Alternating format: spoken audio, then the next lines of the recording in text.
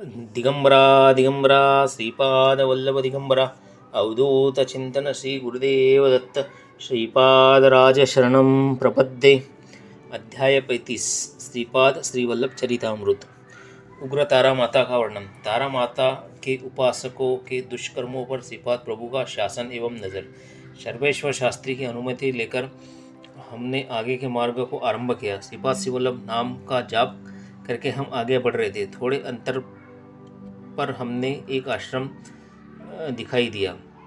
उस आश्रम में एक सिद्ध महर्षि रहते थे। वे महर्षि पूर्णतः वैराग्य पाकर उन्होंने कौपिन धारण किया था। दो शिष्य द्वार पर खड़े थे। हमें देखते ही उन्होंने आप शंकर भट्ट और धर्मगुप्त हो ना, यह सवाल किया। हाँ जवाब हमने दिया। हमें अंदर लेकर गए। वहाँ तारा माता की मूर्ति थी। वे सिद्ध महर्षि तारा माता के भक्त थे। दोपहर का समय हो गया था। पूजा के बाद भजन आरंभ हुआ और भजन पश्चात हमें भोजन परोसा गया। सिद्ध ने कहा, आप आने का पूर्व समाचार हमें श्रीपाद प्रभु ने पहले ही दिया था। श्री प्रभु के आदेश अनुसार आपका आवभगत किया गया। मैं तारा माता का भक्त हूँ। भक्तों को माता मोक्ष प्राप्ति देकर भवसागर पार कराती है, इसलिए माता को तारा माता नाम प्राप्त हुआ है। माता के प्रसाद से अचानक एकाएक वाक सिद्धि प्राप्त होती है, इसलिए माता का नील सरस्वती नाम भी प्राप्त हुआ है। माता अति भयंकर संकट से भक्तों की रक्षा करती है। गतकाल में हयग्रीव नाम से 3 लोग थे। एक विष्णु मूर्ति का अवतार, दूसरे हयग्रीव महर्षि, तीसरा हयग्रीव राक्षस। माता ने हयग्रीव राक्षस को मार दिया, इसलिए माता को नील विग्रह रूपिणी नाम से विख्यात हो गई। इस माता की कृपा से सामान्य व्यक्ति भी बृहस्पति जैसा विद्वान होता है। भारतवर्ष में तारा माता की उपासना प्रथम वशिष्ठ मुनि ने की थी। इस कारण माता को वशिष्ठ आराधिता भी नाम रखा गया। मैं तारा माता का भक्त हूँ, लेकिन मुझे तारा माता का दर्शन कभी प्राप्त नहीं हुआ। मैंने मिथिला देश के महर्षि ग्राम के उग्र तारा पीठ का दर्शन लिया। स्थान में तारा, एक जरा और नील सरस्वती, ये तीनों मूर्तियाँ एक ही स्थान में है। मध्य स्थान ऊंची मूर्ति, आजू बाजू में थोड़े छोटे आकार की मूर्ति है। यहाँ वशिष्ठ महर्षि ने तारा माता की आराधना की थी, ऐसा वहाँ के वयोवृद्ध लोग कहते हैं। मैंने उग्र तारा माता के दर्शन प्राप्त करके बाहर निकलते ही एक सुंदर और आकर्षक बालिका का रूप दिखाई दिया। उस बालिका के पायल की आवाज़ अत्यंत कर्ण मधुर थी। वह बालिका छमछम करते हुए उसके पायल की आवाज़ मेरे हृदय में प्रतिध्वनित हो रहा था। बालिका ने मुझे प्रश्न किया, बाबा कहाँ कहाँ घूमोगे? मेरे दर्शन हेतु संपूर्ण जगत की परिक्रमा कर रहे हो ना? यह सुनकर मैंने आश्चर्यचकित हो गया। एक क्षण मुझे ऐसा लगा क्या यह तारा माता है, लेकिन दूसरे क्षण में और कोई लड़की बोल रहे थे ऐसा लगा। तारा देवी शिव भगवान के माथे पर बैठी माता है। मानो अनगिनत सर और हाथ होने वाली, एक पैर आगे रखने वाली अत्यंत शक्तिवान माता वो नील वर्ण की है और त्रिनेत्री है। माता के हाथ में कैंची, कपाल, कमल और शस्त्र है। माता ने व्याघ्र चर्म पहना और मुंडमाला गले में धारण की है।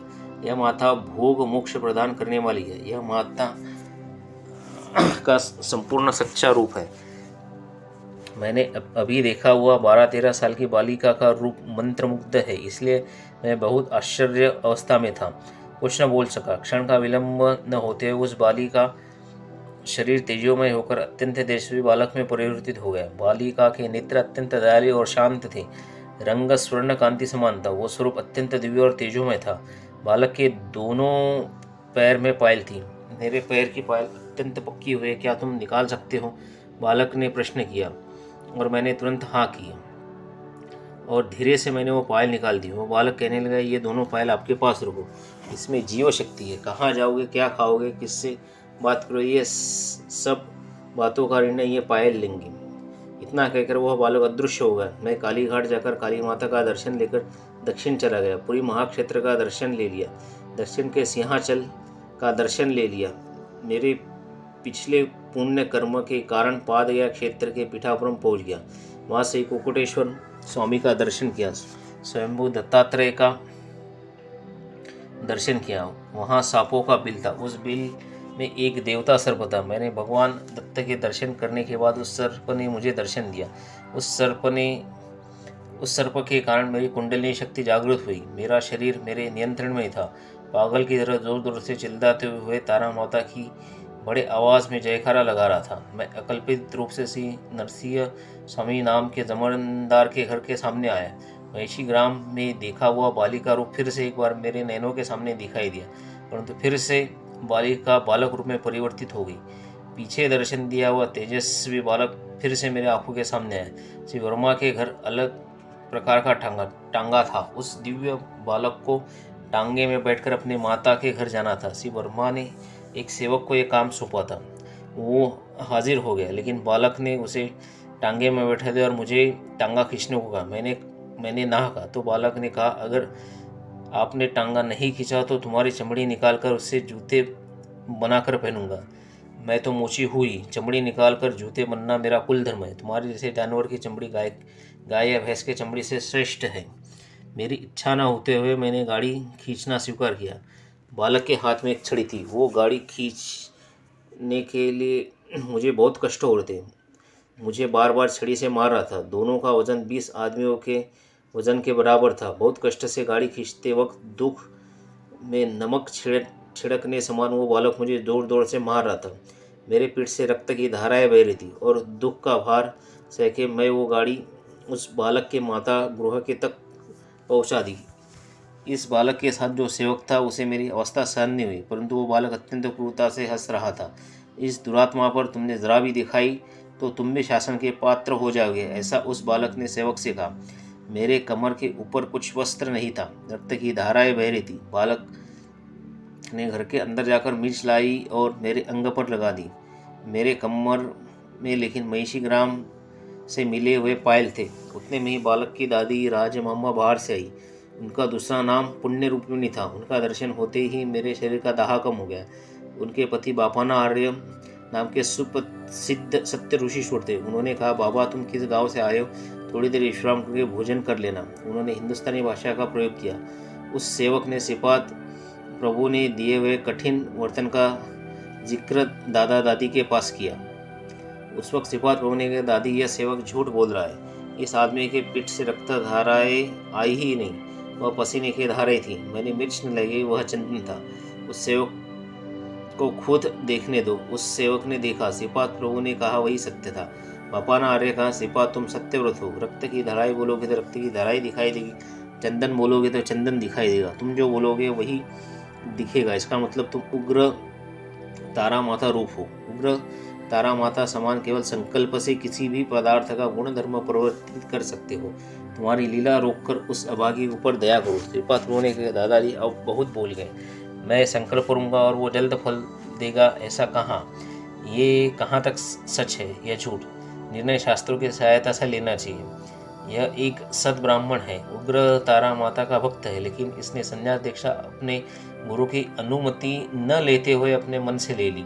इसके पिता ने बहुत कष्ट सहकर इसे पाल पोस कर बड़ा किया। इसकी माता को गर्भावस्था में बहुत कष्ट सहना पड़ा। इसके जन्म के वक्त इसकी माता के शरीर से बहुत सारा रक्त बह गया। रक्त के घाव के ऊपर मिर्च डालने से किस तरह की वेदना होती है, उस तरह की वेदना इसकी माता ने सहन की थी। वे दोनों इस जगत में नहीं है, लेकिन पूर्व पुण्य कर्म अनुसार उनका जन्म अब पिठापुरम में हुआ है।